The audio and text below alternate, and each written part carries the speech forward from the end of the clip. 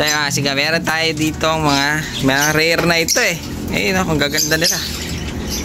Talagang makopa ito. Meron tayo dito parang ito yung favorite ko dito. Crimino. Red Eye. Kasi ko medyo lumalapit camera natin. Ayun Crimino. Tapos meron tayong Lutino Opa. Ang gaganda.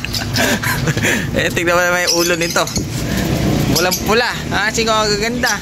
Halos mga rare na. Mga gaganda pa yung ano niya Ito meron tayo. Ito yung gusto natin pa ID. Yung mga gusto mag-comment mga kasi ito itong green na to.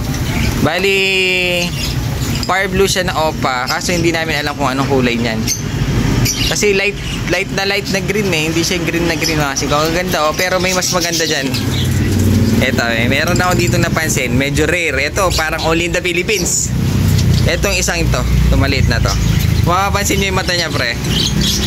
Kung makapansin nyo yung mata, blue eyes siya. May lahi foreigner.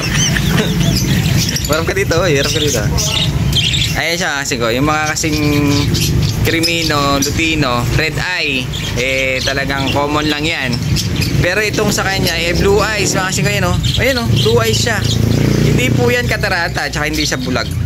Magkabila yan. Pre, pwede natin kunin. Ayan siya kasing ko. Ayan, napakaganda. Bali yung kulay ng mata niya blue. Ayun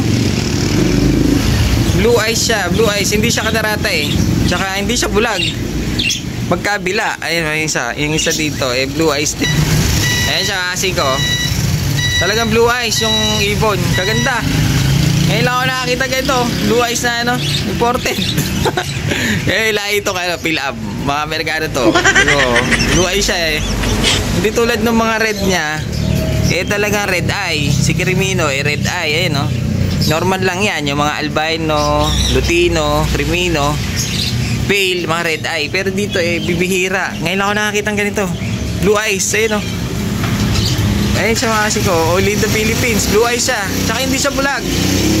Napakaganda. Red na red. Bali ang kulay niya. Anong kulay niya pre? Ito hindi ko rin alam ang kulay niya. Pero hindi siya Opa Hindi. Parang hindi siya Opa Pero ang ganda ng tsura. Ayun blue eyes.